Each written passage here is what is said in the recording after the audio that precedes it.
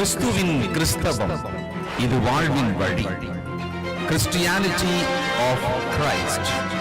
This is the way of life. பரிசுத்த ஆண்டவர் இயேசு கிறிஸ்துவின் இனிய நாமத்தில் உங்களை வாழ்த்தி வரவேற்கிறேன். தேவனுடைய கிருபையும் சமாதானமும் நம் அனைவரோடும் கூட இருப்பதாக. மிகப்பெரிய மருத்துவர், 100 வயது கடந்த ஒருவராக ஆராய்ந்து ஒரு விஷயத்தை சொல்றார். 2 முக்கியமான விஷயங்கள் நம்முடைய சரீர பிரகாரமான ஆரோக்கியத்திலே நாம் கவனமாக இருக்க வேண்டும். குறிப்பாக இந்த தலைமுறை, இது 2மே நமக்கு பயமுறுத்தும் விஷயங்களாக தோன்றாது. என்னன்னா, சில மணி நேரங்கள் ஒரே இடத்துல உட்கார்ந்திருப்பது, அது ஒரு மனிதனை ஆபத்துக்குள்ளாக்கும், ஆயுசை குறைக்கும், பலவிதமான சரீர கஷ்டங்களை உண்டாக்கும். இரத்த ஓட்டத்திலேயே மிகப்பெரிய ஒரு மாற்றத்தை அது உண்டாக்கும். 2வது, குறைந்தபட்சம் 7 மணி நேரம் உறக்கம். இது எவ்வளவு குறைகிறதோ அது அவ்வளவாக நம்முடைய உடலிலே மிகப்பெரிய மாற்றத்தை உண்டாக்கும். இன்னைக்கு இருக்கிற தலைமுறையானது தங்கள் வேலை, தங்களுடைய வாழ்க்கையினுடைய அமைப்பு, அதில் இது 2 தவறுகளையும் செய்து கொண்டே இருக்கிறோம். அதில் நம்ம கொஞ்சம் கவனம் தேவை. சரீர ஆரோக்கியமானது என்னுடைய ஆவிக்குரிய ஆரோக்கியத்துக்கு உதவி செய்யும். சரீரத்தில் அனாரோக்கியமாக, ஆரோக்கியம் அற்றவர்களாக மாறும்போது என்னுடைய ஆவிக்குரிய வாழ்க்கைக்கு அது பாதிப்பையும் உண்டாக்கும். தேவன் நமக்கு பல வகையில நம்மோடு பேசுகிறார், நம்மை உணர்த்துகிறார். இதை கேட்டு கவனித்து நாம வாழ. இன்றைக்கு வேத பாடத்தில் 20ஆம் அதிகாரத்தின் இறுதி பாகத்திலிருந்து நாம் தொடங்கலாம். அப்போஸ்தலர் நடபடிகள், ஆக்ட்ஸ் 20. அப்போஸ்தலனாகிய பவுல் அங்கிருந்து புறப்படுகிறார். குறிப்பாக 36 இவைகளை சொன்ன பின்பு அவன் முழங்காற்படியிட்டு அவர்கள் எல்லாரோடும் கூட ஜெபம் பண்ணினான். அவர்கள் எல்லாரும் மிகவும் அழுது, என் முகத்தை நீங்கள் இனி பார்க்க மாட்டீர்கள் என்று அவன் சொன்ன வார்த்தை குறித்து அதிகமாய் துக்கப்பட்டு பவுலின் கழுத்தை கட்டிக்கொண்டு அவனை முத்தம் செய்து கப்பல் வரைக்கும் அவனுடனே கூட போனார்கள். குறுகிய காலத்தில் கர்த்தருடைய வார்த்தையை போதித்த ஒரு பிரசங்கியாரின் மீது மக்கள் எவ்வளவு அன்பை வைக்கிறார்கள். கர்த்தருடைய வார்த்தையை சொல்லும் அந்த மனிதன் எவ்வளவு முக்கியமானவன் என்பதை உணர்ந்திருக்கிறார்கள். இது தேவனுடைய வார்த்தைகளை போதிப்பவர்களுக்கு இருக்கிற சில முக்கியமான நல்ல அனுபவங்கள். இந்த அனுபவம் கர்த்தருடைய வார்த்தையை உண்மையாய் போதிக்கும் பொழுது நிச்சயமா கிடைக்கும். அந்த அன்பு, அவர்களோட அந்த அன்பு ரொம்ப ஆச்சரியத்தை கொடுக்கும். நாம திகைத்து போகும் அளவுக்கு அந்த அன்பு ஆச்சரியத்தை கொடுக்கும். இங்கே சில ஆண்டுகள் மட்டும்தான் அவர் ஊழியம் செய்தார். அங்கிருந்து அவர் புறப்படுகிறார். ஒரு வார்த்தை சொல்லிட்டார், இனி நான் திரும்பி மீண்டும் வருவேனா, உங்களை பார்ப்பேனா என்று தெரியாது. அதே மாதிரி கடந்த வாரம் என்னுடைய மனதில் ஒரு ஆழமான துக்கம் உண்டானது. சகோதரர் ஜான் வான் அவர்கள், என்னுடைய கீழ்ப்படிந்த கிறிஸ்துவுக்குள் நான் கீழ்ப்படிந்த காலத்திலிருந்து என்னை பார்ப்பவர். நானும் அவரை பார்க்கிறேன். என்னுடைய ஊழிய பாதையிலே எனக்கு இருக்கிற முன்மாதிரிகளில் அவரும் ஒருவர். அவருடைய போதிக்கும் வகையை கவனித்து அதை நானும் பின்பற்ற வேண்டும் என்று நினைக்கும்படிக்கு அற்புதமான ஒரு போதகர். அவருடைய விசாரிப்பு, அவர் நம்மை எப்படி இருக்கிறீர்கள் என்று கவனித்து கேட்பது, சில விஷயங்களை ஞாபகப்படுத்தி கேட்பது, இதெல்லாமே ரொம்ப ஆச்சரியமா இருக்கும். நான் அவரை சிலவற்றுக்கு பாராட்டுவேன், அவர் என்னை சிலவற்றுக்கு பாராட்டுவார். we compliment each other. அவர் குரல் நல்லா இருக்குன்னு நான் அவரை பாராட்டுவேன். அவர் சொல்லுவார், உன்னுடைய குரல் எனக்கு ரொம்ப பிடிச்சிருக்கு அப்படின்பார்.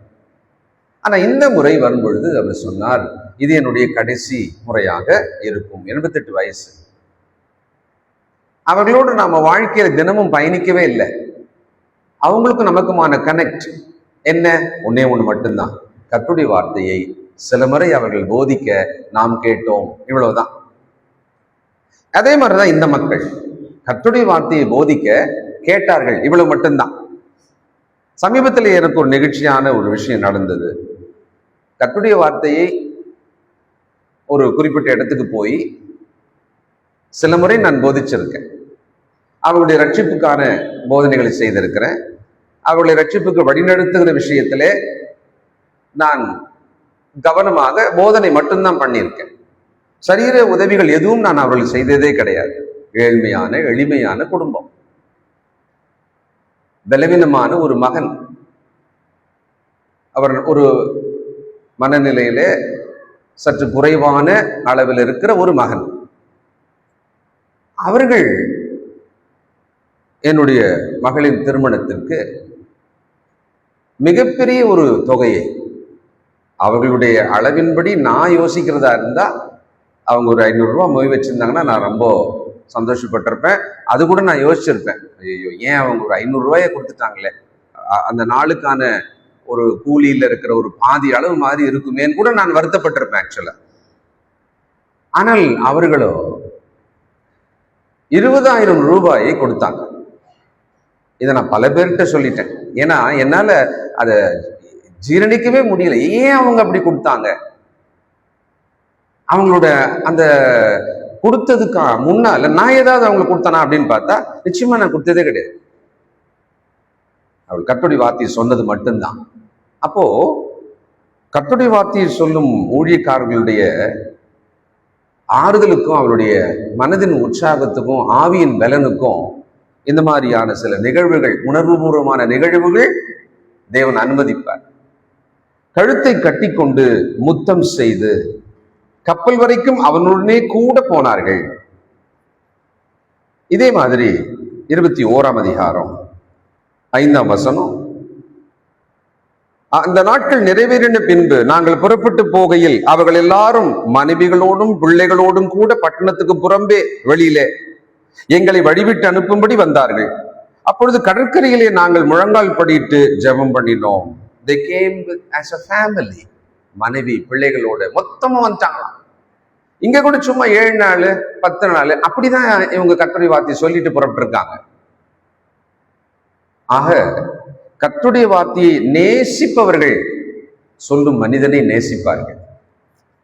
இது 2000 ஆண்டு காலமாக இருக்கிற ஒரு அழகான ஒரு விஷயம். இது கர்த்தருடைய வார்த்தையை நேசிப்பவர்கள் அதை சொல்லும் மனிதனை unconditionally they will respect and love. இப்படி அவர் புறப்பட்ட பிறகு 21ஆம் அதிகாரம் வரலாம். எருசலேமுக்கு போகும்படியான ஒரு பயணத்தை அவர் மேற்கொள்கிறார். முதல் வசனம் 21ஆம் அதிகாரம். அவர்களை விட்டு பிரிந்து துறை பெயர்ந்து அப்படின்னு சொன்னா துறைமுகத்திலிருந்து ஒரு துறைமுகத்திலிருந்து இன்னொரு துறைமுகம், அப்படி துறை பெயர்ந்த பின்பு நேரே ஓடி ஸ்ட்ரைட்டா ஒரு ஸ்ட்ரைட் ரூட்ல போறாராம். கோஸ் தீவையும் மறுநாளிலே ரோது தீவையும் சேர்ந்து, கோஸ் தீவு அப்படின்றது மிகப்பெரிய ஒரு அறிஞர் ஹிப்போக்ரட்டிஸ் அவர் பிறந்த இடம். அது ரொம்ப, அந்த தீவு அதுக்காகவே பேர் போன ஒரு தீவாக இருந்திருக்கிறது. அதை கடந்து ரோது தீவு, ரோடஸ், ரோது அப்படின்னா ரோஸ், அங்கே ரோஜா மலர் சாகுபடியும் அத வணிகம் செய்கிற ஒரு தீவாக அந்த தீவு இருந்திருக்கிறது. அந்த தீவு சேர்ந்து அவிடம் விட்டு பத்தாரா பட்டணத்துக்கு வந்து அங்கே பெனிக்கே தேசத்துக்கு போகிற ஒரு கப்பலை கண்டு அதுல ஏறி போனோம். சீப்ரு தீவை கண்டு அதை இடதுபுறமாக விட்டு சீரியா நாட்டுக்கு ஓடி தீரு பட்டணத்துறையில் இறங்கினோம். அங்கே கப்பலின் சரக்குகளை இறக்க வேண்டியதாய் இருந்தது. இந்த பயணத்தை இப்படி 3 வசனத்துக்குள்ள படிச்சுட்டுமே எவ்வளவு கடினமான பயணம் தெரியுங்களா? இது மிகவும் சாதாரணமான ஒரு பயணமே கிடையாது. கார்ல போக வேண்டிய ஒரு இடத்துக்கு ஒரு மாட்டு வண்டியில போனா எப்படி இருக்கும்? சும்மா இன்னைக்கு நம்ம கற்பனை பண்ணி பார்க்கறதா இருந்தா அவ்வளவு கடினமா இருக்கும் இல்லையா? கப்பல் பயணம் அன்னைக்கெல்லாம் அந்த கப்பல் பயணம் என்பது 100% கஷ்டமானது, ஆபத்தானது. அப்படித்தான் இருக்கும் அவங்களுடைய பயணமே. ஆனால் அவர்கள் கர்த்தருடைய வார்த்தையை சொல்வதற்காக கரை ஓரமாகவே சின்ன சின்ன கப்பல்களிலே அவர்கள் பயணித்து, ஏன்னா ஒரு தீவை அடைந்தால் அந்த தீவுல போயிட்டு அங்க இருக்கிற மக்களை பார்த்து ஒரு 2 நாள் தங்குறதா இருந்தா, இந்த கப்பல்ல சரக்கு இறக்குற வேலைன்னு சொன்னா அது 2 நாள் நடக்கும், 3 நாள் கூட நடக்கும். அப்ப இவங்க அப்படி உள்ள போயிடுவாங்க. அதை நம்ம வாசிக்க போறோம்.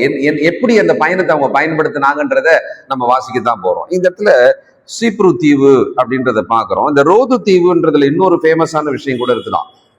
அந்த காலத்திலேயே 105 அடி உயரமான ஒரு சிலை இருந்திருக்கிறது அங்க. அதனால ரொம்ப ஃபேமஸா இருந்திருக்கு. அங்கெல்லாம் கர்த்தருடைய வார்த்தையை மக்கள் கேட்க, அவளுக்கு சொல்ல ஒரு வாய்ப்பு அந்த காலத்துல உருவாயிருக்கு. குறிப்பாக அப்போஸ்தலர் 8ஆம் அதிகாரத்துல எருசலேமில் இருந்து ஒரு துன்பம், ஒரு பெரிய துன்பம் வந்தபோது சிதறடிக்கப்பட்டு எல்லாம் பல இடங்களுக்கு சமாரியா தாண்டி அப்படி அப்படியே ஓடி ஓடி ஓடி போனாங்க. அப்ப போனவங்க எல்லாம் இந்த மாதிரி இடங்களுக்கு எல்லாம் அப்படியே ஸ்கேட்டர்ட் ஆயிட்டாங்க. போனவங்க எல்லாம் கர்த்தருடைய வார்த்தையை சொல்லி அங்க சின்ன சின்ன சபைகள் உருவானது. அதனால இவங்க எல்லாம் எங்க பயணிக்கிறாங்களோ அந்த பயணத்துல அந்தந்த பகுதிகளில் போயிட்டு அங்க இருக்கிற சபையை அவர்கள் சந்திப்பார்கள்.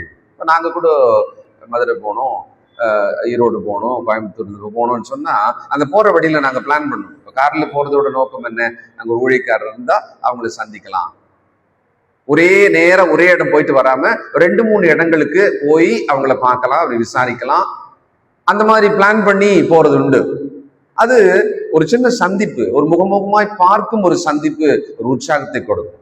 அன்னைக்கு அவங்களுக்கு ஒரு ஆறுதலான ஒரு வார்த்தை தேவைப்பட்டிருக்கும். அன்னைக்கு அவங்களுக்கு ஒரு ஜெபம் தேவைப்பட்டிருக்கும். இதே மாதிரிதான் அன்னைக்கு பவுலும் அந்த பயணத்துல சகோதரர்களை தேடி சந்திக்கும் ஒரு வழக்கம் அன்னைக்கு இருந்திருக்கிறது. அதை நம்ம பின்னால வாசிப்போம். இப்போ அந்த சிலை அன்னைக்கு அந்த ரோது தீவுல அன்னைக்கு இருக்கிற உலக அதிசயத்துல ஒன்றாகவே இருந்திருக்கிறது. இப்பொழுது 4வது வசனம் முதல், அவ்விடத்தில் உள்ள சீஷரை கண்டு, கவனிச்சிங்களா? அவ்விடத்தில் உள்ள சீஷரை கண்டு, ஏன்னா கப்பலின் சரக்குகளை இறக்க வேண்டி இருந்தது. அதனால இவங்க என்ன பண்ணிட்டாங்கன்னா ஒரு 7 நாள் தங்க வேண்டிய வாய்ப்பு இருக்கிறதா. அங்கே 7 நாள் தங்கினோம். அவர்கள் பவுலை நோக்கி, நீர் எருசலேமுக்கு போக வேண்டாம் என்று ஆவியின் ஏவுதலினாலே சொன்னார்கள். அப்போஸ்தலனாகிய பவுலுக்கு அப்படி எருசலேமுக்கு போகும் பொழுதெல்லாம் ஒரு எச்சரிக்கை, ஒரு தடை அப்படின்றது வந்துடும். ஏன்னா எருசலேம்ல போனார்னா அதான் அவருடைய லாஸ்ட் டேஸா போயிடும். அங்கே அவர் மரிக்க போகிறார். அது ஏற்கனவே தேவன் பல இடங்கள்ல சொல்லுவார். இப்பவும் அதே மாதிரி சொல்லப்பட்டது, போக வேண்டாம். அந்த நாட்கள் நிறைவேறின பின்பு நாங்கள் புறப்பட்டு போகையில் அவர்கள் எல்லாரும் மனைவிகளோடும் பிள்ளைகளோடும் கூட பட்டணத்துக்கு புறம்பே எங்களை வழிவிட்டு அனுப்பி வந்தார்கள். அப்பொழுது கடற்கரையில் நாங்கள் முழங்கால் படியிட்டு ஜெபம் பண்ணினோம். இதுக்கு முன்னால கூட பார்த்தோம், அதே மாதிரி ஜெபம் பண்ணியிருக்காங்க. ஒருவரிடத்தில் ஒருவர் உத்தரவு பெற்றுக் கொண்ட பின்பு நாங்கள் கப்பல் ஏறினோம். அவர்கள் தங்கள் வீடுகளுக்கு திரும்பி போனார்கள். நாங்கள் கப்பல் யாத்திரையை முடித்து தீரு பட்டணத்தை விட்டு பித்தோலமாய் பட்டணத்துக்கு வந்து சகோதரரை வினவி அவர்களிடத்தில் 1 நாள் தங்கினோம். சகோதரரை வினவின்னா சர்ச் பண்ணிருக்காங்க, இங்க பிரதர்ஸ் எங்க இருக்காங்க, இங்க சபை எங்க கூடி இருக்காங்க அப்படின்னு சொல்லிட்டு கேட்டிருக்காங்க. அப்போ அங்க அந்த இடத்துல போயிட்டு ஒரு நாள் தங்கிட்டாங்களாம். எங்க போனாலும் சரி கிறிஸ்துக்குள்ள இருக்கிற அந்த சகோதரர்களை சந்திப்பதற்கே ரொம்ப பெரிய ஒரு மகிழ்ச்சி. அது அவங்க முதல் முறையா அவங்களை அப்பதான் பார்ப்போம். ஒரே ஒரு கனெக்ஷன், அந்த அந்த நெருப்பு கிட்ட போன உடனே பத்திரிச்சின்னு சொல்றாங்க பாருங்களேன். அந்த மாதிரி என்ன நடக்கும்னா, அவங்க கிறிஸ்டியன் சபை இங்க சபை கூடி வராங்க அப்படின்னாலே போதும், ஆவியில ஒரு பெரிய பூரிப்பு உண்டாகும். அவங்களுக்கு ரொம்ப பெரிய சந்தோஷமாயிடும். நம்மை வரவேற்பார்கள், அவர்களால் ஆன ஒரு நன்மையை செய்வார்கள். அப்போ நாம சகோதரர்களை கொண்டாடும் அளவுக்கு நம்முடைய உறவு இருக்கணும். சகோதரர்களாக நாம் இருப்பது என்பது தேவன் நமக்கு உண்டாக்கின ஒரு இரத்த உறவு. Actually through the blood of Christ தான் இந்த உறவு. நம்மளாம் வேற யாரோ.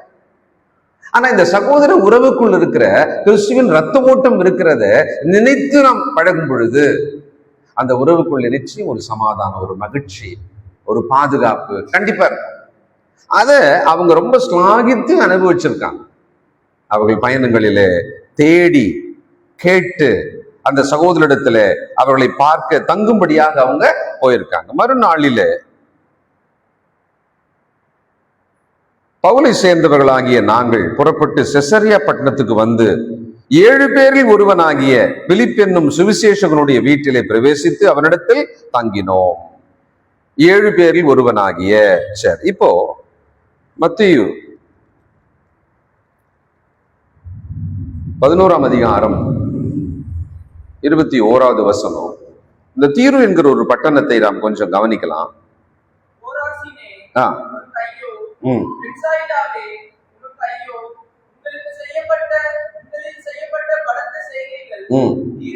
தீருவிலும்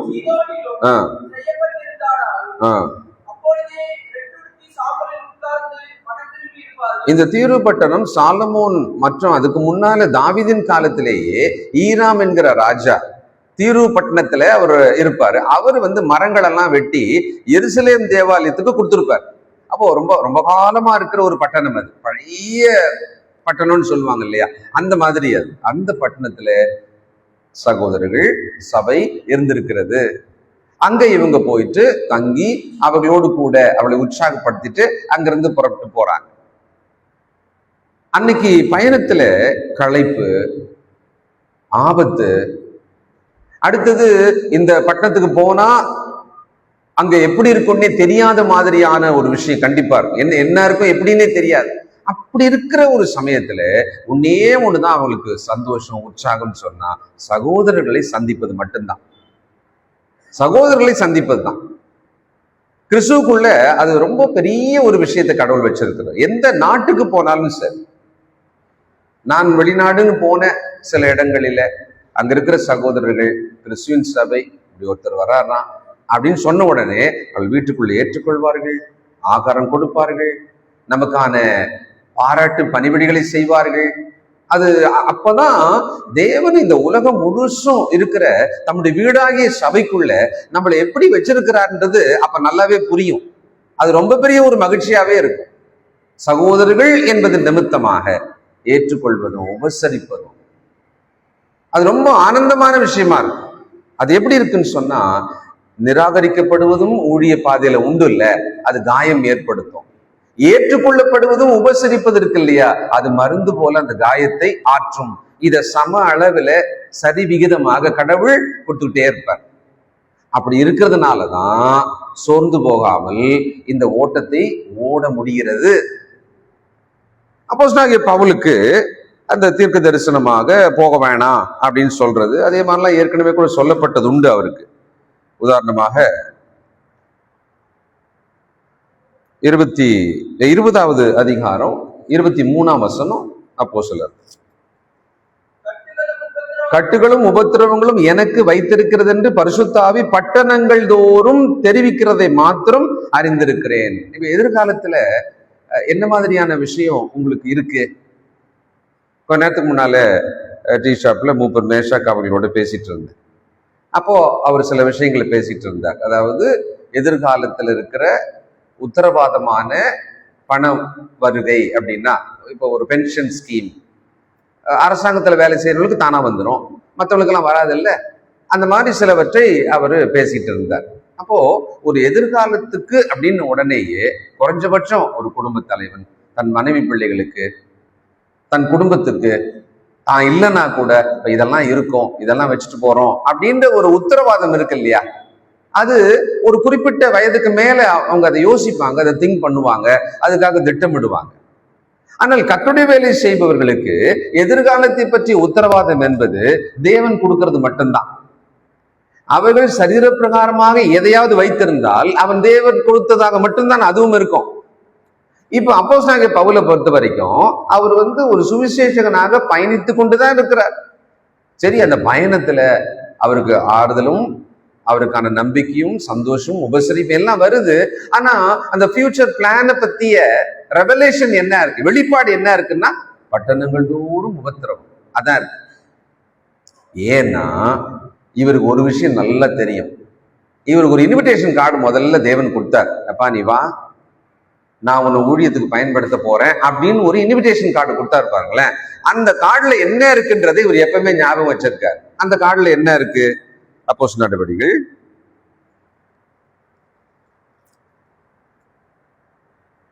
9ஆம் அதிகாரம் 15வது வசனம். 9:15 வாசிங்க. நீ போ,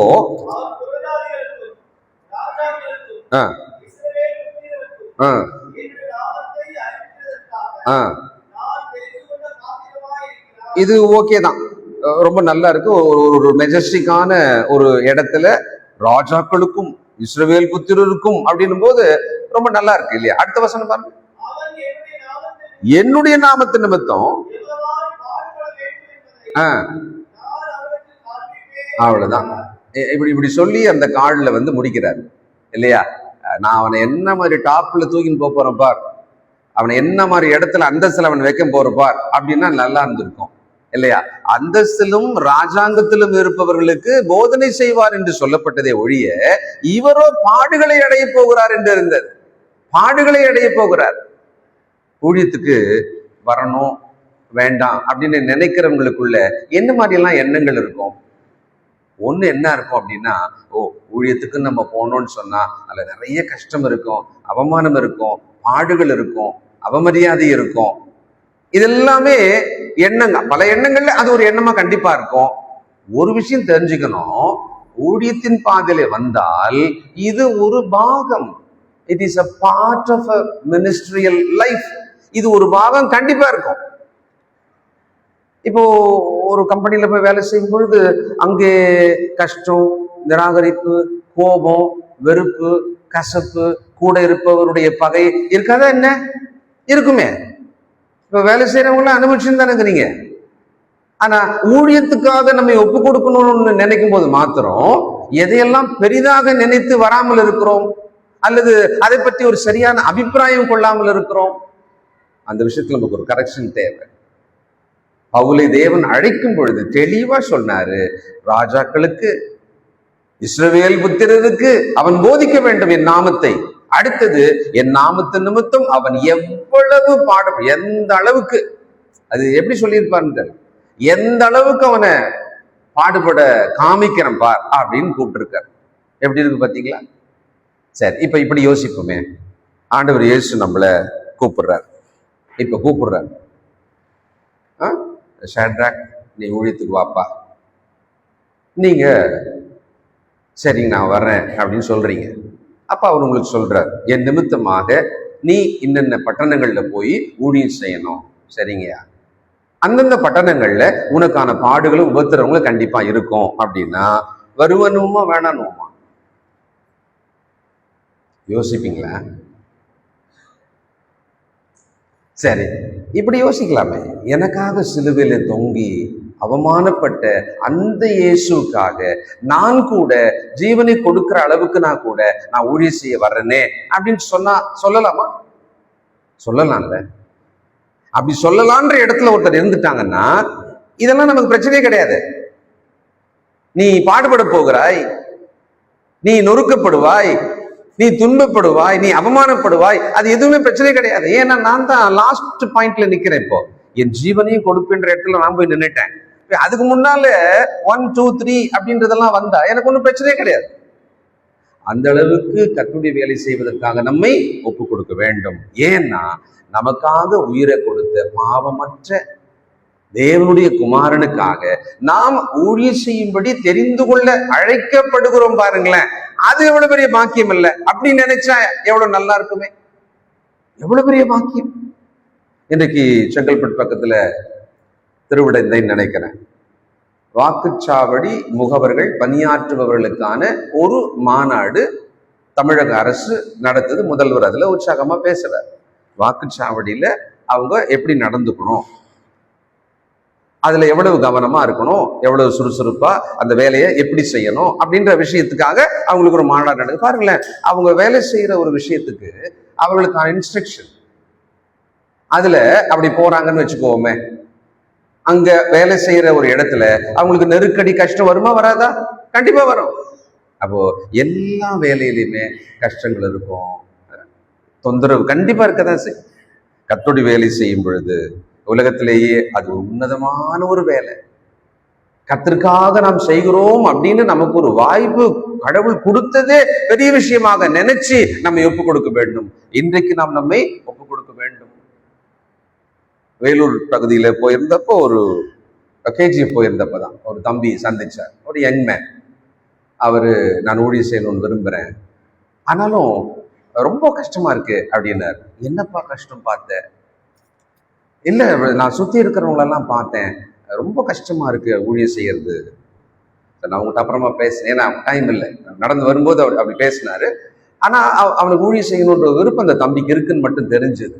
நான் உன்னை கான்டாக்ட் பண்ண உங்கள்கிட்ட பேசுறேன்னு சொன்னேன். இன்றைக்கு கர்த்தருக்கென்று பயன்படும்படி, கர்த்தருக்காக ஊழியம் செய்யும்படி, அவருடைய வார்த்தையை எடுத்து சொல்லுகிற ஒரு வேலை செய்யும்படி நாம் எல்லாம் முன்வர வேண்டும். இந்த ஒரு பெரிய சபையில நீண்ட காலம் இருக்கிற புருஷர்கள் அந்த வேலை செய்வதற்காக உங்களை ஒப்புக் கொடுக்க வேண்டும். என்னைக்கு வரப்போகிறோம்? ரிட்டையர்மெண்ட்டுக்கு அப்புறமா நம்ம வாழ்க்கைக்கு, குடும்பத்துக்கான ஒரு உத்தரவாதத்தை சிந்திக்க முடிகிறது இல்ல. நாம் மரித்த பிறகு எங்கே போக போகிறோம், அங்க என்ன மாதிரி வெகுமதி பெற போகிறோம் அப்படின்றதுக்கு இங்க நமக்கு ஒரு வேலை இருக்கு. அறுவடையோ மிகுதி, ஆட்களோ ரொம்ப கொஞ்சம் அப்படின்ற ஒரு வேலை ஒண்ணு இருக்கு இல்லையா? இந்த ஒரு எம்ப்ளாய்மெண்ட்ல தான் எப்பவுமே ஸ்காசிட்டி. உலகத்துல இந்த துறையில ஆள் எடுக்க மாட்டாங்கப்பா, அது சேச்சுரேட்டட் ஆயிடுச்சு, இதுக்கப்புறம்லாம் அங்கெல்லாம் வேலை எடுக்க மாட்டாங்க, வேணும்னா இருக்கிறவங்களாம் துரத்துவாங்க.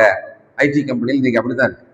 இருக்கிறவங்கள வேணா கம்மி பண்ணிக்கிட்டே போயிடுவாங்கப்பா, அப்படி இருக்குது அந்த ஐடி துறைன்னு சொல்லி. ஆனா சுவிசேஷ வேலை செய்வதற்காக, ஆண்டவருடைய வார்த்தையை சொல்வதற்காக உலகம் முழுவதும் இருக்கிற மிகப்பெரிய இந்த அண்டத்துல இந்த வேலை செய்வதற்கு தினமும் எத்தனை ஆயிரம் பேர் வந்தாலும் அங்க ரெக்ரூட்மெண்ட்டுக்கு வாய்ப்பு இருந்துகிட்டே தான் இருக்கு. யார் செய்ய போகிறது? யார் இந்த வேலையை செய்வது? யார் இதை விரும்புவது? ஜீவனை கொடுத்து ஆண்டவருக்காக இந்த வேலையை நான் செய்ய போகிறேன் என்று யார், எத்தனை பேர் நம்ம நினைச்சிட்டு இருக்கிறோம்? இந்த பூமியின் வாழ்க்கைன்னு சொன்னா இன்ப துன்பம் என்பது சும்மா இருந்தா கூட இருக்கும், சும்மா இருந்தா கூட இருக்கும்.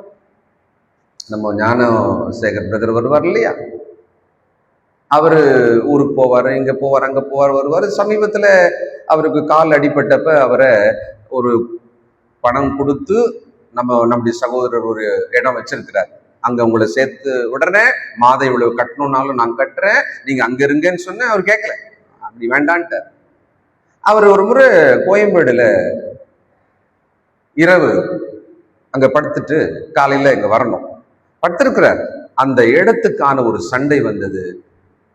அந்த சண்டையில அவரை அடிச்சிருக்காங்க. அவர் சும்மா தான் படுத்திருந்தார். அவர் பை எப்பவுமே வச்சிருப்பார். அதை பிடுங்கி அதுல இருக்கிற ஏதோ ஒன்றை எடுப்பதற்கான சண்டை. அவருடைய கண் வீங்கிடுச்சு பெரிய அளவு, அவ்வளவு பெரிய காயம். அவர் அங்க ஒண்ணுமே பண்ணல, சும்மா தான் இருந்தார். சும்மா இருக்கிறதுக்கு தான் அங்க போய் இருந்தாரு. கொஞ்ச நேரம் உறங்கிட்டு வர்றதுக்கு மட்டும்தான் அங்க இருந்தார். சும்மா இருந்தா கூட துன்பம் இல்லாம நீங்க எங்கேயும் சும்மா இருக்கவே முடியாது. கர்த்தருடைய வேலை செய்வதாக நாம் காயப்பட்டா என்ன, ஆடுபட்டா என்ன, அவமானப்பட்டா என்ன, என் நிமித்தமாக உங்களை நிந்தித்து துன்பப்படுத்தி உங்கள் மீது இல்லாதது பொல்லாதது எல்லாம் சொன்னாலும் கூட அந்த இடத்துக்கு எப்ப போறோம்? யாரு போறோம்?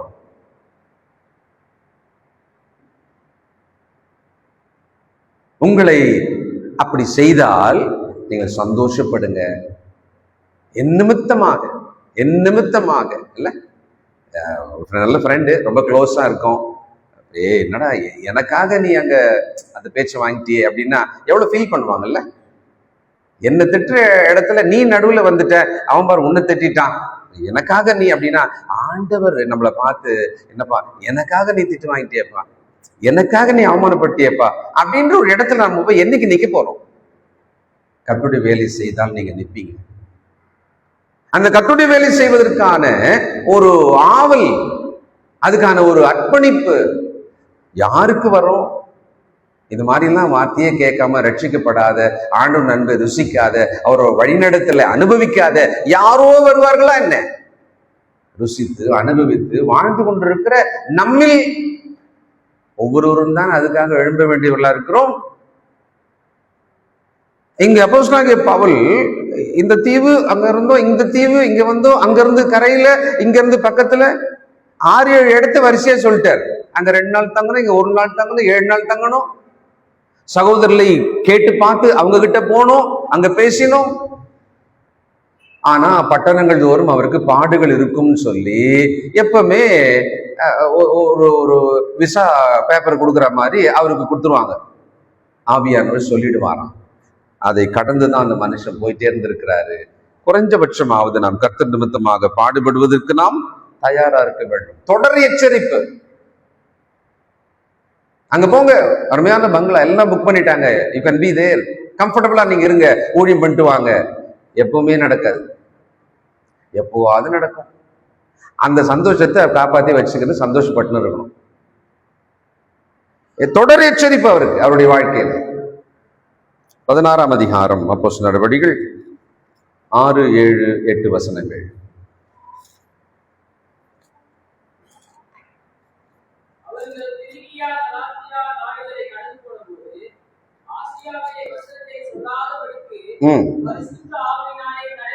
பரிசுத்த ஆவியினாலே தடை பண்ணப்பட்டு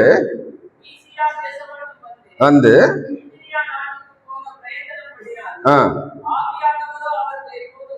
போக ஒட்டாதிருந்தார்.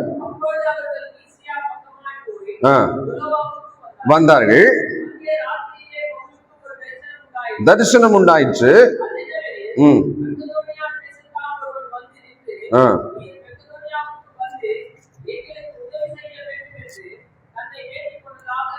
அப்போ தேவனுக்காக ஊழியம் செய்யும் பொழுது தடைகள் வரும், காரணத்தோடு வரும்.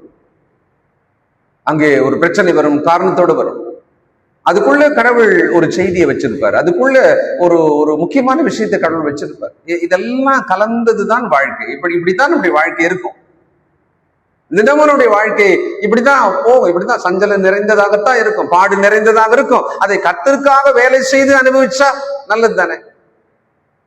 அப்படி யோசி. கர்த்தருக்காக வேலை செய்வதனாலே இந்த பாடுகளும் உபத்திரங்களும் வரட்டுமே, அப்படி யோசிங்க. கர்த்தருடைய வார்த்தையை கேட்டுக்கொண்டு பல ஆண்டுகளாக அதை அறிந்து கொண்டிருக்கிற நம்மில் இதை முயற்சி செய்ய வேண்டும். சகோதரரை தேடி, அவர்களுக்கு அதை தேடி முயற்சி செய்து அவர்களோடு இருந்து அப்படி வர்ற ஒருவரா இருக்கிறார். 21ஆம் அதிகாரம் 9 முதல் வாசிப்போம்.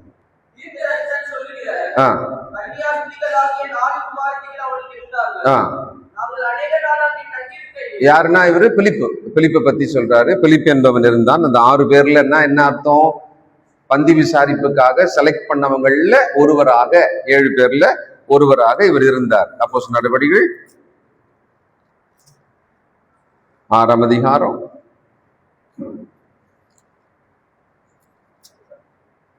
5ஆம் வசனம்.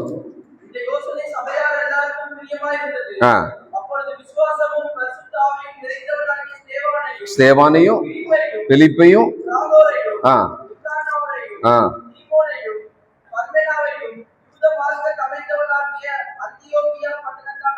சகோதரர்கள், நீண்ட காலம் நீங்கள் கிறிஸ்துக்குள் இருந்து வளர்ந்து கொண்டிருக்கும் பொழுது, உங்களை ஒருவர் பார்க்கும் பொழுது இந்த மாதிரியான ஒரு புரிதல், நம்மளை பார்த்த உடனே ஒரு அப்பியரன்ஸ்ல ஒரு தாட் வரும்.